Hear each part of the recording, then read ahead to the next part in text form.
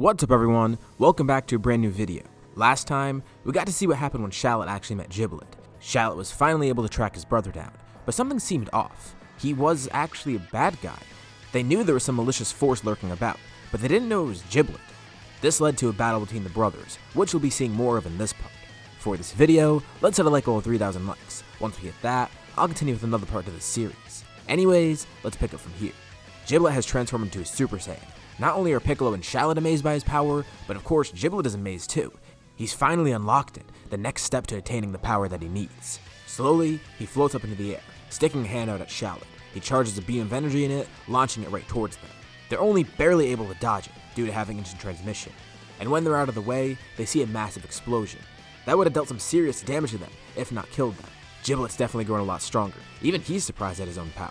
Maybe he could have some fun with this. He sets his sights back on Shallot. How will his brother fare against a Super Saiyan? Casually, Giblet goes up to him. Fighting with basically no effort, Shallot's putting his all into it, and taking damage along the way.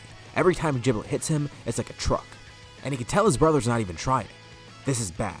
Piccolo tells Shallot that they need to leave. They could teleport out of here. He teleports in trying to grab Shallot, but just as he gets there, Giblet kicks him and knocks him out of the way. If that weakling Namekian wants to escape, so be it. He'll die eventually. But Shallot isn't leaving this planet alive. There's so many thoughts going through Shallot's head right now. How is he going to survive this? What's going to happen next? And why is his brother doing this? He's getting beat up pretty badly. And Giblet tosses him aside. Once again, he charges up an attack, telling Shallot goodbye. This can't be his end. Shallot's not going to die here, especially not at the hands of his brother. As the beam comes towards him, it's almost like time slows down, and something snaps within Shallot. Piccolo watches on weakly, looking up and seeing that the beam is actually dissipating. He senses another massive surge in power. There's no way. Over the sounds of the explosion, he hears a scream. It's Shallot's voice. And there he sees his friend Shallot, looking eerily similar to his brother. He's a Super Saiyan. All these emotions regarding Giblet, as well as his pure determination, led him to this. A mix of anger and sadness let him transform into a Super Saiyan. Giblet looks over kind of shocked. He didn't expect his brother to transform too. But it doesn't matter. It seems like he may have weakened Shallot enough for this to work. Even with Shallot as a Super Saiyan, Giblet will make sure that he dies. Almost on instinct, Shallot flies right up towards him and the two clash. But something's different about Shallot. As we know, he gets stronger with rage, and this is the perfect opportunity for that. Besides just being a Super Saiyan, this gives him a rage boost too. And even with his injuries, he's able to actually match his brother in power. Piccolo joins into his support, but he can't even keep up with them. He feels the shockwaves from their punches, and he sees two beams of light shoot up into the air. As they fly up and the battle goes airborne. The two brothers continue fighting. Shallot keeps pressing Giblet. Why is he doing this? But Giblet's not giving any answers. All he asks is why Shallot won't die. Shallot realizes that something might actually be wrong with Giblet. What's with this death wish for him? Is he being mind controlled by someone? Is he being influenced by some greater power or something? He's not sure, but whatever it is, something's not right. So he begins asking that, and this actually shocks Giblet. He still doesn't respond, but he gets kind of concerned.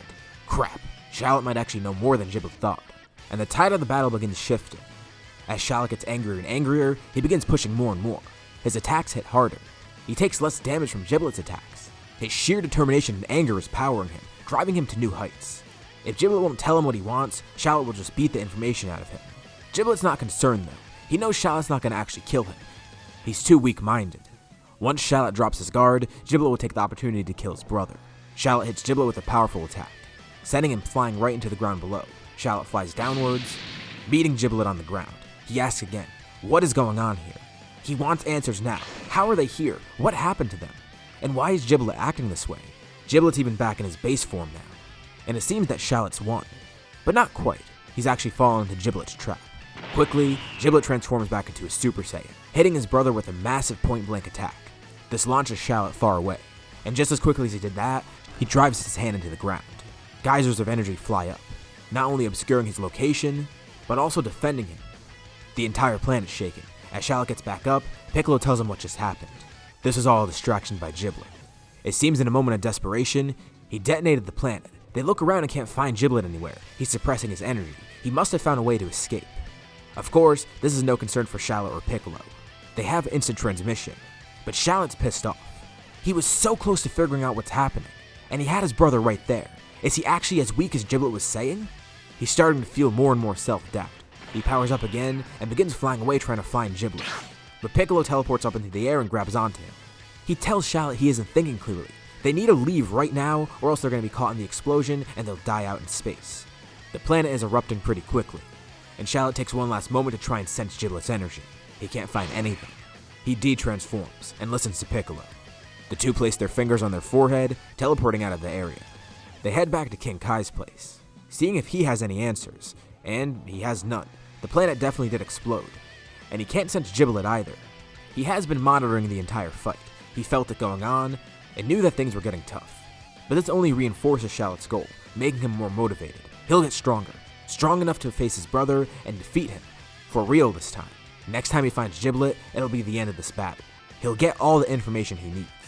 They thank King Kai for all of his help over the past few months. Not only did they get stronger, but it seems Shallot might actually get to the bottom of this eventually. Now it's about time to head back to Earth. So the two teleport away, going back home. All the other fighters there are glad to see them again, and they actually seem kind of relieved. They know that while they were training, they were in no danger, but they just sensed a bunch of powers clashing out in space. It was far away, so they didn't really get to sense everything, but Goku tells Shallot that he knew something bad was happening, especially because he sensed Shallot's power involved with it. And that actually reminds Shallot, wait, this is the perfect person to show this. First he explains everything, about where he was, what happened with him and Piccolo, and what that power was that they sensed. Shallot makes sure that Goku and Gohan see this specifically. It takes a bit of effort, but once again, Shallot powers up into his Super Saiyan. This of course amazes them, they have no idea what they're seeing. But based on random theories they heard from Vegeta and Nappa on Namek, it seems that this might be the Super Saiyan thing that they were talking about. Goku and Gohan are both pumped up. They have been training on Earth all this time, and of course Goku definitely wants this form for himself. He tells Shallot that he's going to train for it, try and achieve the same power. Especially with an evil Super Saiyan running around in space somewhere, it might be worth it. Who knows, maybe he'll show up on Earth eventually. And this shocks Shallot. He didn't even realize that. Crap, he's right. They probably won't have to find Giblet again, he might just find them. This only gives them more and more motivation. They need to make sure they're strong enough to defeat Giblet the next time they see him. And thus, more training begins. Of course, they were going to be training anyways. I mean, it's what they're best at. But now with the possible threat of Giblet, they have more and more motivation to train. Besides the fact that Goku and Gohan want to unlock Super Saiyan. Eventually, with all this great training going on, not only does everyone get stronger, but Goku ends up unlocking Super Saiyan for himself. It's a bit tougher for Gohan, but since he's training specifically for this, he ends up getting it too. Although it's harder for him to maintain than anyone else. However, despite all this great progress, something terrible happens mid-training. Goku ends up falling ill somehow. No one's sure what's happening, but right now, he's falling ill to the heart virus. In case you're not familiar with my videos, I subscribe to the theory that Goku contracted the heart virus as a kid due to how he lived back then, rather than getting out in yard drag. It was never confirmed where it came from, so I usually roll with that explanation. With him getting it, no one knows what to do. His condition deteriorates rapidly, and if this keeps up, he's likely gonna die. And with him dying from natural causes, the Dragon Balls won't be able to revive him. They're trying to think of what to do, but they can't come up with a cure. They tell Shallot of the fact that Shenron can't revive people that die of natural causes, and that gets him thinking. He might not be able to revive those people, but maybe he can cure them before they end up dying. In a hurry, Shallot then teleports out, with Piccolo following along. He picks up a dragon radar, and the two of them begin searching for Dragon Balls. Piccolo's not sure if this is going to work, but Shallot says he's not going to let Goku die. They at least have to try this. With how quick they are due to instant transmission, they might be quick enough to locate the Dragon Balls before Goku's condition worsens even more. The two rapidly teleport around Earth, and eventually, they gather all 7 Dragon Balls. They bring the Dragon Balls over to Goku's house, summoning Shenron. And thanks to their speed and efficiency, they may have actually saved Goku. Even though Shenron can't revive people who died from natural causes, nothing says he can't cure them. Actually, he has cured a disease before from a wish. Who's to say he can't do the same for Goku here? Had they waited any longer, Goku would have surely died. His condition's been getting rapidly worse. But the wish is made just in time, and Shallot saves his friend from death. Still, no one knows what happened, but they're just glad Goku's okay. So in case you couldn't tell by now, there's not going to be a future time traveler in this scenario. This is all happening during those 3 years of training that was supposed to happen before. But there's no Trunks or anyone else for that matter teleporting into this timeline. And Goku never ended up dying from the heart virus.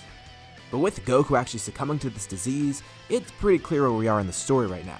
Right now, we're about to enter the Android saga. And with how differently things have gone so far, of course it's going to change how this begins. The group was never training for the androids. They never knew they were going to arrive. And one day, they get news that there's people attacking a city. 2 superpowered villains. And the group decides to go check it out to see what's happening. It seems like this might actually be a big deal. What if it's Nappa and Vegeta? Or worse, what if it's Giblet and someone else? They have no idea, but instead of theorizing, they head over right away. When they arrive, they're surprised to find that it's two teenagers. It is Android 17 and 18. There's no 19 and 20 attacking in this scenario. Some of the people recognize the symbol on Android 17's shirt. It's the logo of the Red Ribbon Army. But that doesn't make sense. Goku thought he destroyed the entire army. But these definitely aren't normal soldiers. No one can sense their energy, and they seem way too powerful to be normal people. And then Goku realizes what they must be. Androids. It makes sense. He can't sense them, and they're incredibly strong.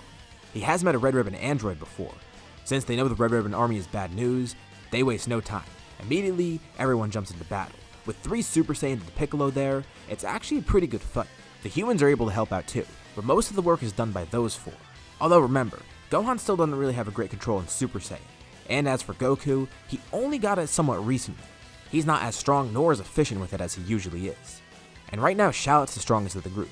Piccolo's still really powerful because of what happened on Namek. And the 4 of them combined are actually able to hold the androids off, but they realize things are going nowhere right now. These 2 are too powerful. Even if they try and team up on one of them, it might not be enough. But things aren't all bad. The fact that they're not being demolished here is great. They might not be able to win now, but they know they have a chance. They'll be able to win with some more training. For the time being, they fend off the androids and end up escaping the area thanks to help from Piccolo and Shallot with instant transmission.